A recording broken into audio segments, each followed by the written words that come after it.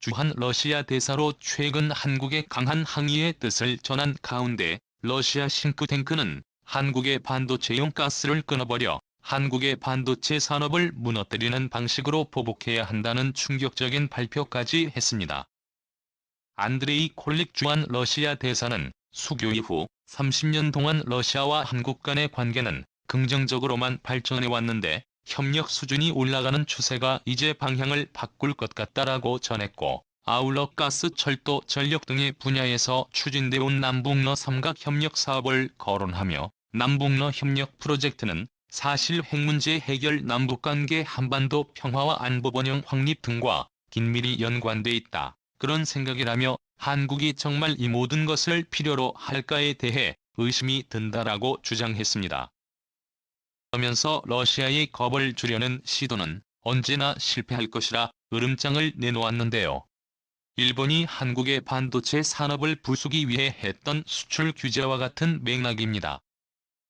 러시아는 그중에서도 한국의 반도체 산업을 노릴 것으로 보입니다. 러시아 싱크탱크는 한국이 반도체를 생산하는데 꼭 필요로 하는 희귀가스에 네온, 크립톤, 제논 등의 수출을 규제할 수 있다는 것입니다. 대우는 반도체 웨이퍼에 미세 회로를 새기는 노광 공정에서 주로 사용되고, 크립톤과 제논은 반도체 회로 모양을 뺀 부분을 깎아내리는 식각 공정에 쓰이기 때문에 꼭 필요한 존재입니다. 지난해 한국은 이들 가스 절반가량을 우크라이나와 러시아에서 수입했습니다. 네온 수입액 가운데 우크라이나 러시아산 은이 18%, 그런데 우크라이나 23%, 러시아 5%죠. 크립톤은 우크라이나 31%, 러시아 17%로 총 48%이고 제논도 49%를 이들 나라에서 들여왔습니다. 우크라이나 18%, 러시아 31%입니다. 제논을 제외하면 모두 우크라이나의 비중이 압도적으로 높습니다. 러시아가 우크라이나를 완전히 장악하지 못할 경우 러시아가 대대 한국 반도체 수출 규제를 가해도 거의 타격을 줄 수 없다는 것입니다. 벨라루스 국경에서 극적으로 성사된 우크라이나와 러시아의 첫 회담이 끝난 직후 우크라이나가 파격적인 발표를 했습니다. 영상으로 유럽연합 가입 의향서에 사인하며 즉시에 승인해달라고 호소한 것인데요. 놀랍게도 이 소식을 들은 우르줄라 폰데어 라이엔 유럽연합 집행위원장에 우크라이나의 유럽연합 가입을 지지한다고 밝힌 것입니다. 나아가 폰데어 라이엔 위원장은 유로뉴스 방송과의 인터뷰에서 그들은 우리 중 하나이며 우리는 그들의 가입을 원한다라고 말했습니다. 인터뷰는 유럽연합이 우크라이나 지원 세부 방안을 발표한 뒤에 이루어졌습니다. 그는 우리는 그들과 우크라이나 시장을 유럽 단일 시장에 통합하는 과정을 밟아왔고 에너지 분야에서도 긴밀히 협력해왔다 하며 여러 분야에서 협조하면서 그들은 우리에게 속하게 됐다라고 말했습니다. 우크라이나가 유럽연합에 가입하게 되며 현재 상황은 완전히 뒤바뀌게 됩니다. 우크라이나를 건드리는 것은 곧 유럽연합 전체를 건드린 것이고, 그렇게 되면 푸틴 러시아 대통령은 이제 유럽연합이라는 거대한 통합체와 싸워야 합니다. 이미 유럽연합의 우크라이나 지원용 무기 구입 비용 등 5억 유로 규모의 지원을 공식 발표했는데요. 우크라이나가 유럽연합에 포함된 뒤에 지원 규모는 지금의 10배 아니 최대 7배까지도 늘어날 수 있습니다. 뿐만 아니라 독일과 프랑스, 이탈리아 등 유럽연합 핵심국들의 파병까지 이루어질 수 있습니다.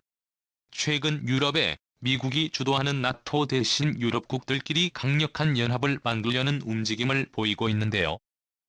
새로 만들어질 유럽연합군이 얼마나 강력한지 전 세계에 똑똑해 보여줄 수 있는 너무나 좋은 기회가 바로 지금이라 판단하고 있는 것으로 보여지고 있습니다. 50년 전 세계 패권을 쥐던 유럽의 최강국들이 지금은 상대적으로 약해진 것은 사실이지만 유럽연합이라는 거대한 통합체는 러시아가 감히 도전조차 해보진 못할 만큼 여전히 너무나도 막강합니다. 러시아가 한 해 쏟아붓는 국방예산이 80조가 안 되는데 유럽연합의 국방예산은 300조에 육박합니다. 상대가 안 되죠. 즉 러시아는 결국 우크라이나 점령에 실패할 수밖에 없고 러시아가 주장하고 있는 대대 한국 반도체 수출 규제도 위협적이지 못할 것입니다. 이뿐만이 아닙니다. 실제로 러시아가 한국의 반도체에 필요한 희귀과 수출 규제를 시행해도 이미 소용없게 되어버렸습니다.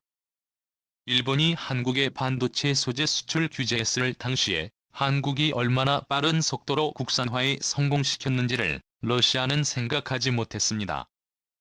문승호 산업통상자원부 장관은 28일 충북 본군에 있는 특수가스 소재 기업 DMC에서 러시아와 우크라이나 사태가 반도체 원자재 수급에 미치는 영향을 점검했는데요.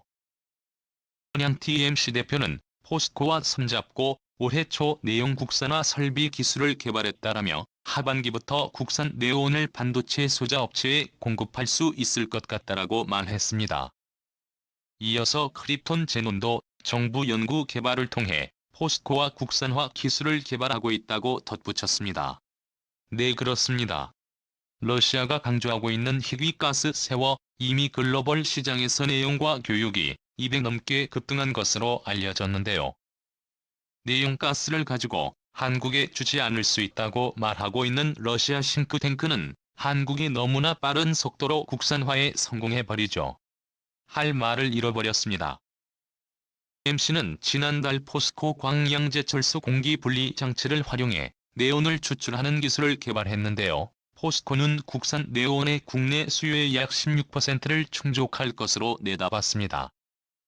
또한 이러한 러시아 리스크를 완전히 없애버리기 위해서 정부 차원의 대규모 투자도 발표했는데 문 장관의 핵심 소재 국산화가 중요하다라며 소재 부품 기술을 개발하는데 올해 8,410억 원 전략 핵심 소재를 자립화하는데 18만 42억 원을 지원한다라고 강조했습니다.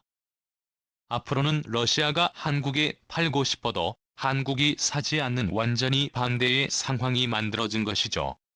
러시아의 상황이 이렇게 최악으로 치닫다 보니 러시아인들조차 분노하며 대규모 시위를 시작했습니다. 28일 로이터 통신, 블룸버그 통신 및 CNBC 방송 등에 따르면 러시아 환율 루블화 가치는 하루 만에 30%나 급락하며 역대 최저 수준으로 하락했습니다. 루블화 가치가 폭락해버리자 러시아인들은 은행에 맡긴 모든 돈을 빼기 위해 이렇게 ATM기 앞에 줄을 서 있는데요. 러시아 중앙은행의 기준금리를 20%로 파격 인상하며 러시아 사람들에게 이자를 20% 이상을 준다는 파격적인 발표를 해도 여전히 이들을 막을 수 없었습니다. 하이퍼 인플레이션으로 국가가 완전히 망해버린 베네수엘라와 똑같은 현상이 일어나고 있는 것입니다. 러시아가 제2의 베네수엘라로 전락하게 되면 푸틴 러시아 대통령의 지지율은 순식간에 폭락하게 될 것이고 우크라이나에서 러시아군을 철수할 수밖에 없게 됩니다. 전쟁을 할 돈이 없기 때문이죠. 오늘도 감사합니다. 최고로 멋진 하루 보내시길 바랄게요.